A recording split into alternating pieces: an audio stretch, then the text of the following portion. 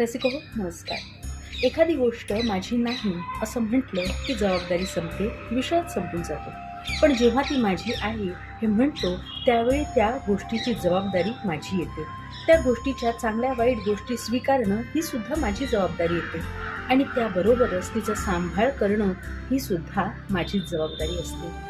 त्याचप्रमाणे जेव्हा आपण प्रतिज्ञेमध्ये पहिलं वाक्य म्हणतो, भारत माझा देश आहे, मग या वाक्याबरोबर येणारी बाकीची वाक्य ही जोडून आलीच. पण तत्पूर्वी भारत माझा देश आहे ही स्वीकृती, हा स्वीकार करणं ही सगळे पहिली जबाबदारी.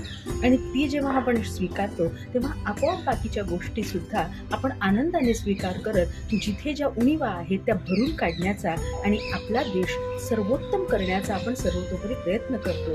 पण त्यासाठी मूळतः जाणीव हवी ती त्याचा स्वीकार करण्याची. कारण भारत नुसता माझा देश आहे एवढं नाही, तर भारत माझा देश आहे. कारण हा भारत भाग्यविधाता आहे. अशा या भाग्यविधाता देशाचा 77वा प्रजासत्ताक दिन आपण साजरा करत आहोत. तर त्या राष्ट्रकार्याप्रती आपणही जागृती ठेवूया, आपल्या राष्ट्राची मान अधिकाधिक उंचवण्याचा प्रयत्न करूया. जय हिंद.